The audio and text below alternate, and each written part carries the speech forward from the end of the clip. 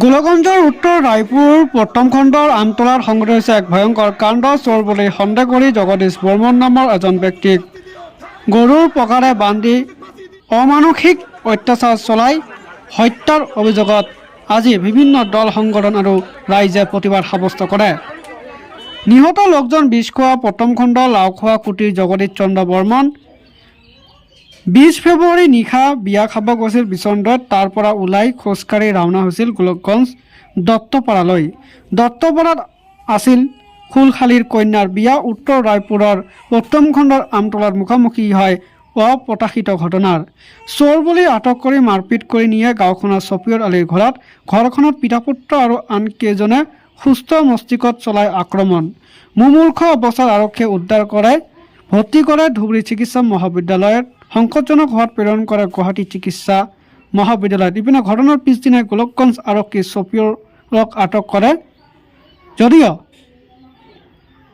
আজি আৰক্ষীয়ে মমিনুল ইছলাম নামৰ আন এজন অভিযুক্তক আটক কৰে। এই হত্যাকাণ্ডক কেন্দ্ৰ কৰি গোলকগঞ্জ থানাৰ সন্মুখত মঙলবাৰে বিয়লি 4 বজাত বিশ্ব হিন্দু পৰিষদ আৰু আক্ৰচুৰ তীব্ৰ প্ৰতিবাদ। জগদীশৰ হত্যাকাৰীক ফাঁচি দিয়ক, বাংলাদেশী গৌপেক জেহাদী হুছিয়াৰ ৰাজবংশী হত্যাকাৰীক শাস্তি দিয়ক আদিত সকলোৰে পৰিৱেশ উত্তাল কৰে।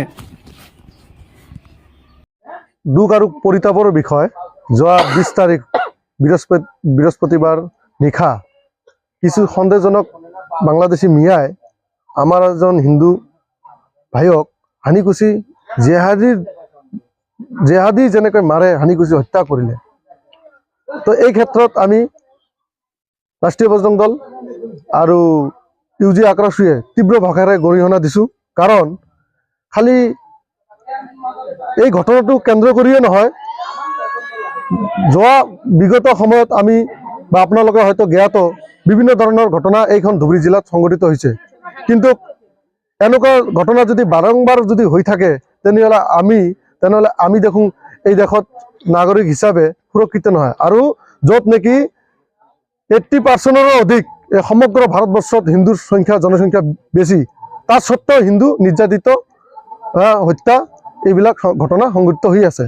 গতিকে মাননীয় মুখ্যমন্ত্ৰী মহোদয়ক অনুৰোধ কৰোঁ যে আমি কি হিন্দু হিচাপে কি এনেকুৱা লাঞ্ছিত বঞ্চিত হৈ থাকিম বা হত্যা হৈ থাকিম নে? আপুনি এই ধুবুৰী জিলাৰ হিন্দুসকলক সুৰক্ষা দিব বিচৰা নাই? যদি বিচৰা নাই তেনেহ'লে আপুনি নিষ্পষ্ট কৰক, আৰু যদি বিচাৰে হিন্দুসকলক সুৰক্ষিত কৰাৰ কাৰণে তেনেহ'লে আপুনি যিসকল হত্যাকাৰী এই ঘটনাটোৰ লগত জড়িত হৈ আছে তেওঁলোকক এনকাউণ্টাৰ কৰি প্ৰমাণ দেখুৱাই দিয়ক। অন্যথা আমি অনাগত দিনত ৰাষ্ট্ৰীয় বজৰং দল ইউজি আক্ৰচুৱে তীব্ৰতাৰে আন্দোলন গঢ়ি উঠিবলৈ বাধ্য হ'ম। হয়, এটা কথা কি, আমাৰ ধুবুৰী জিলা আৰক্ষী অধীক্ষক তথা গোলগঞ্জ ভাৰপ্ৰাপ্ত বিষয়াক ধন্যবাদৰ পাত্ৰ।